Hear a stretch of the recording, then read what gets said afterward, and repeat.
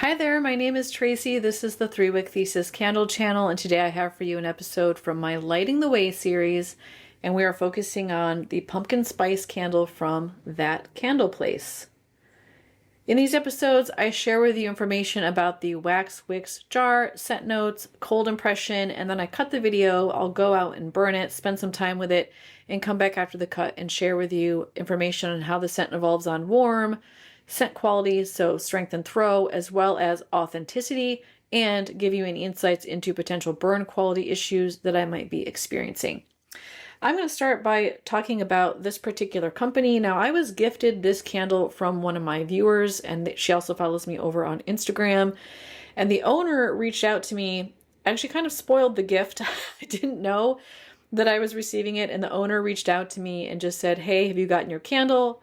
So-and-so sent it to you." And I was like, "Oh, that's so nice, but no, I haven't gotten it yet."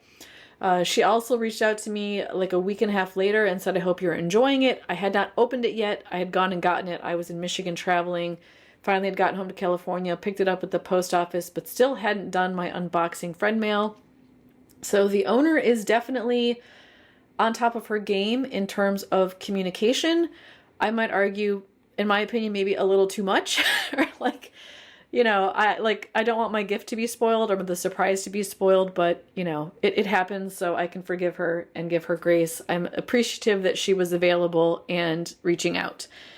Now, in terms of this particular product, there was something that I noticed that for me as a candle shopper and for somebody who, as a reviewer, really wants my viewers to pick up on details that I think are important and to avoid spending money on products where you think you're getting a really good deal where you might not be. And I don't think the owner is intentionally deceiving us, but I do want to highlight that this jar on her label says 20 ounce. And this is a $20 candle. And in my head, I'm like, wow, how can there be a 20 ounce small business candle for $20? That seems incredibly cheap. Normally, like if you look at like Caramel Sundays, Virgil's candles from South of Sanity, I'm trying to think of the other small businesses I've bought from. Similar jar, but it's not 20 ounces and it's way more, $34, somewhere around there. So I'm wondering if this isn't a 20 ounce jar, but that this is not a 20 ounce pour. Because when I look at, for example, Country Candle from Kringle, and these are very comparable in size. You can see there's just a little bit more wax in the Kringle Country Candle, and the Country Candle is advertised as 18 ounces. So again, if I do a side-by-side, the Kringle candle is a little bit fuller, but only 18 ounces, and this is 20. So what I did was I took the lids off because the lids are different, but the bases are very, very similar, and I weighed them. This one weighs 100 grams more. So this is advertised as an 18 ounce, and it weighs 100 grams more than this one, which is being promoted as a 20 ounce. I don't think this is 20 ounces of wax. I wish that was more transparent, not only in the label, but on the website, because if I didn't know that, and I didn't have experience, I would think I was getting a lot more wax than I really am. So just something to keep in mind. I don't think this is 20 ounces of wax. So just something I want to highlight that I think is important. So the label is very simple. There's some cursive here. This is another thing I'll just highlight too. The Hubs despises cursive writing because he struggles to read it. He has become my data entry clerk, and he puts all the information about my candles into my data sheet for me, which I really appreciate. And he got frustrated. He's like, I can't even read where this is from. And also, I will say that as an educator, accessibility is very important to me. And there could be people who are hard of sight who would really struggle to read this sort of font. So while it's pretty, it could be difficult and challenging to read. But this is That Candle Place up here with the pumpkin spice, which is the scent. And then it's not a wraparound. Her wax is soy, uncolored, and 2 wicks. These are thin curly style wicks. So this one has scent notes listed on the website. It is sold out. So if you want this one, I don't know if she'll restock these or not. but at least you'll have insight into the quality. It's clove, cinnamon, nutmeg, pumpkin, vanilla, and buttercream. I get buttercream first and foremost, and there is a vanilla in there. It's more of, it feels more like a syrupy vanilla than it does like an extract. It doesn't have that, it's almost a boozy note that vanilla extract can get to it. It's more of a sweeter vanilla.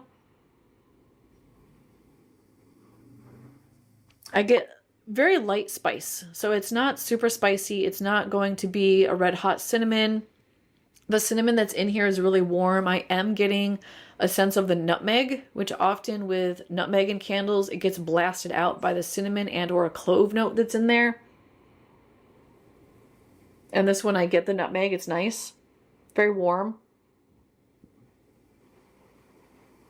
Yeah, well balanced between buttercream and spice. Not super strong on cold. Feels a little bit light. We'll see if it comes to life. I'm going to go fire this up and spend some quality time with it. And I will be right back after the cut to report to you my findings. All right, y'all, I am back and I have spent hours with this candle. As you can see, I did finish it up. I have some concerns about this particular candle slash brand, and I have some decently good things to say. I'm going to start with the good. So first of all, good news is that I do like the scent on warm. It is not super gourmandy. Actually, I might want a little bit more sweetness and richness and like depth of complexity. It's a pretty spice forward candle, but that is as advertised. I think if you're looking for, you know, a creamy pumpkin spice candle that isn't heavily gourmandy, this would be a go-to. For me, this ended up feeling like something I would want to blend with my more cloyingly sweet, heavy gourmandy candles. It's like something that's more heavy on the buttercream or that's super sweet with like a maple, something to help balance it out with some spice. It's not one that I necessarily would be excited to return to if burning it only by itself, but that's my preference with gourmands. The other good thing I will say about my burn experience is that it's really clean. I did not have any sooting, even with this lip, which sometimes can create soot around that edge. It was a super clean burn. There is some wax residue in the jar, but that's really common, especially with soy wax. Nothing unusual in terms of appearance of burn quality. But that's really where the negatives begin for me with this candle. Don't let this appearance fool you when it comes to burn quality.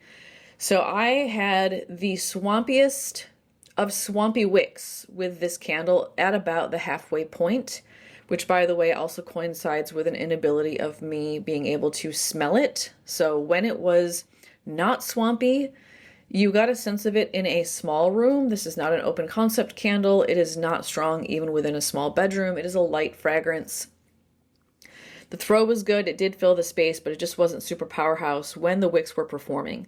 Once the wicks stopped performing, it did not smell at all. I could not get a sense of it in the room.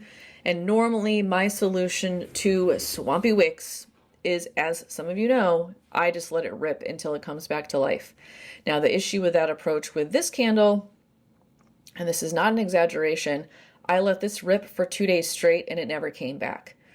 So I would light it in the morning around 10:30 and put it out at night around 1 a.m., never burning it out in between, never came back to life. So the good news is I had a candle burning for 2 days and it never got sooty and I never had to trim the wicks. The bad news is I couldn't get any scent from it in that time period. So the last half of the candle was a complete waste. The first half was not very strong.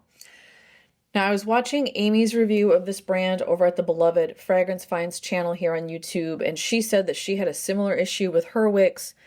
Hers actually wouldn't even stay lit. She was having trouble having the wicks stay lit. She reached out to Shelby. I guess Shelby gave her a refund and also mentioned that she had replaced the wicks. She'd received feedback they weren't performing and is now using a new wick. I don't know. I don't have any of the new candles, and this is a brand that I don't plan to repurchase. And that's not to say that you shouldn't. I think that there are reasons to buy from this particular company. One, that it's female owned. Two, that it's small business and it's good to support small business. And three, if you like lighter scented candles, this would be a good company to go with. For myself, I want powerhouses. I want candles that if I light one or two of them in my open concept, they're strong. So that's why I tend to gravitate more towards like a Goose Creek or a Bath & Body Works, because they perform. And those aren't small businesses. But also, I want my small business candles to perform on par in terms of fragrance with those companies, because I know it can be done. So for me, this is a one and done. I'm glad that I didn't buy this. I think I would be disappointed. I think I would be reaching out for a refund if I had paid for this myself, but I did not. This was gifted to me by Cindy, which I really appreciate. I really like that viewers will send me a brand I haven't tried before, because then if it goes awry, I can't really complain, right? I can't say like, oh, I wasted my money on this. This was fun to experiment with. It was fun to try something new, and it wasn't on my dollar. Right? So thank you, Cindy, for gifting this to me. I don't think I would repurchase from this brand, at least not right now. I think the owner is great. I love that she's internalizing feedback and making improvements. But I also feel like, per usual, and this is how I felt about caramel sundaes too, there's a lot of hype around this brand right now. It's all over Instagram, it's all over YouTube. Lots of, even my fellow friend YouTubers are reviewing this brand. And I think when that happens with a new company, people get really, really excited, and they go out and they overbuy sometimes, and then they're sorely disappointed. So I would say buy from this brand if you want to, but don't overdo it. Start small and lower your expectations. Right? So I don't feel like the hype around this candle is matching the reality of the experience that I had. So buy, but be conscious of what you're getting, and also lower your expectations, and I think you'll be happy. All right, y'all, let me know if you have any questions. You can put those in the comments below. If you have anything you'd like to add about this brand, if you've burned it yourself and had similar issues, or if you've had really positive issues, go ahead and share which scent you picked up, because I think there are good ones out there. It's just not this one for me, or at least not in this jar with this wick. I will see you in a Weekend Deals episode later this afternoon or evening. If you're on the East Coast, that'll be up soon. And tomorrow I will have a Goose Creek haul. Y'all, it's this one, this collection here, I will have out tomorrow. And Saturday I have an awesome Bath & Body Works haul to share with you. So make sure you're subscribed if you want to see those. That way the videos will show up in your feed, and turn on notifications if you want to know right away. Thumbs up before you take off. Share with someone you know. And I will see you again later today. Take care. Bye-bye.